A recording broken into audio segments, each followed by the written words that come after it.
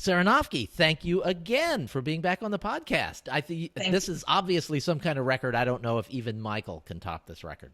Oh, yes. Yes. All right. Let's keep it going.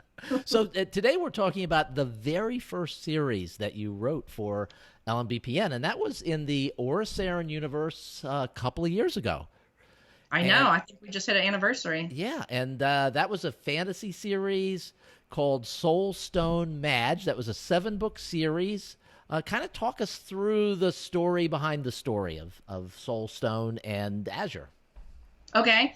Yeah, so Martha Carr had started with Michael the Oriceran Universe, and that was an opportunity to finally get into LMBPN. So I remember, I was in a different place, and I'd always worked alone and didn't like to be in other people's sandboxes. And wow, how's everything changed? Because now I'm like, don't kick me out of the sandbox. I like it here a lot. So was that a big decision for you to do that? Because that's a big change. It was, and I guess I had all these disillusions about how it would work. Like, oh, somebody's going to tell me what to do, and I do what I want. And I had a lot of growing to do as a writer, because I also wasn't writing to market at that time. I was writing what appealed to me. But I've learned so much, and a lot of that started with this series. But it was a huge decision because I had done everything myself, and I thought that I really liked that. And then once I had Stephen Campbell doing things to help me, I was like, I don't do this anymore. There might have been some issues there too. I remember having done this for lots of other people. Everyone else would just say, "Here, do it," and you would say, "Here, do it this way." And it's like, I learned a lot from you saying, do it this way. I'm like, oh, that'll actually work. And yep, that'll work. And now a lot of that stuff that we fought our way through a couple of years ago, I do as a matter of course now.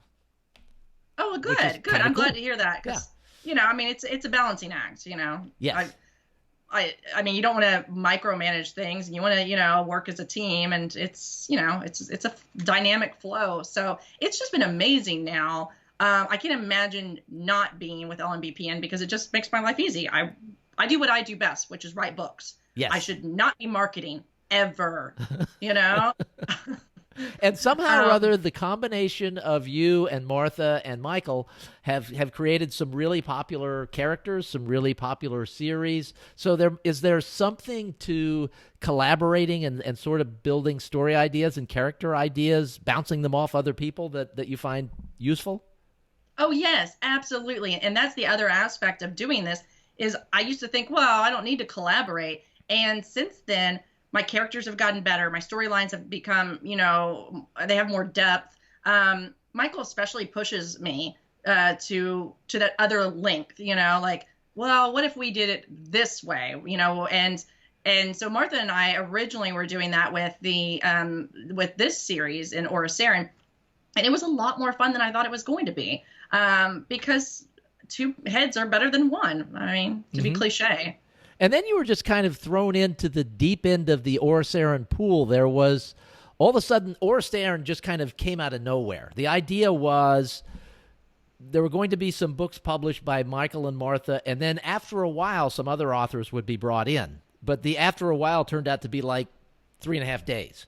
And then the other authors like you were brought in and started writing in the universe. And so all of a sudden there's all this Oriceran chatter. And for someone who's used to working by yourself, to being in Slack groups with 6 or 7 other writers kind of all writing in the same universe, was that disconcerting or freeing? What was it?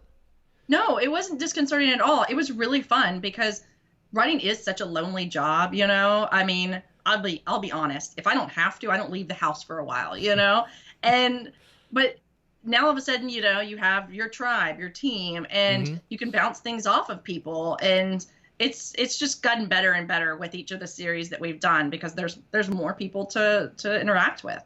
Cool. So I love it. All right, so let's talk about Soul Stone. And so what was the genesis behind that story? Right. So we have, everything happening on Oriceran, but we also have to have Earth, and that's the two aspects of the Oriceran universe. And so we have Azure, who is set to become the queen over her kingdom, and she's a witch. And on Coronation Day, when she's set, she finds out that she's half mortal. She's half human. Uh-oh. And it's a big deal because there's been a feud going on between the witches, Virgo, which is where her kingdom is, and humans for a long time. So that sets her in motion. She needs to travel across the dark forest. She needs to find her father, who's a human, and she needs to fix the relationships between humans and witches and wizards. So that was the general idea, but it's been a lot of fun to write, especially jumping into it, as the first series, because I try to take a lot of fantasy characters or creatures and kind of do something different with them. So we have a lot of that, those aspects. Well, like what? Give me an example. Yes. One of the most loved ones is, so, you think of a unicorn, right? And it's majestic and beautiful, and the sun's coming in, and it's all, shimmering. So I had a unicorn, and he's short, and he's fat, and he burps, and his name is Blisters, and he wants to be a human or a witch or a wizard so badly. He won't sleep in the stables. Instead, he's like, you'll find him in your bed. So I think that's one of the best aspects of this series was I tried to turn everything that I could on its head. And a lot of the aspects of that is that you have Oriceran, which is a different planet, and then you have Earth. And so it's like, if an alien came to Earth, how would they feel? Like, how would things be different? So I had a lot of fun with those. For instance, we have Azure going to Earth pretty much every book for a mission or something. And, for instance, she goes to a spin club, where they are on the bikes and stuff. And she's like, wait, so everybody drives to the spin club to sit on a stationary? It's things that aliens would say to us, right? If they came here and they were like, she goes to a fondue restaurant and she's like, wait, I have to pay extra to cook my food? Like, I mean, we're pretty weird if you think about it. So anyways, it's magic and it's witches and wizards with humans, and we are in the head of the alien, which is Azure. And so then we're seeing everything as it's done on Earth and how weird and bizarre, because it is weird and bizarre. So she's got 7 books of adventures. Yes. Yeah. And the first book in that series is? The House of Enchanted. Good, because I had written it down, and it's like, okay, I don't see it on my list here, so I wrote it down on another sheet of paper. Those have some great covers, by the way. Every one of those covers is really terrific.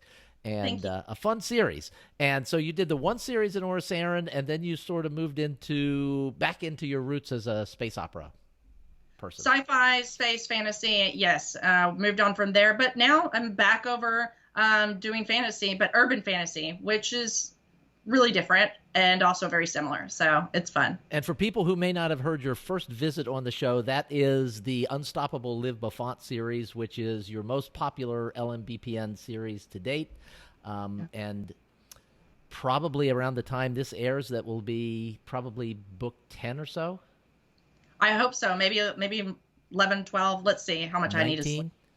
Let's see. It depends. It's summertime right now. All right. Thank you, Sarah. Thank you.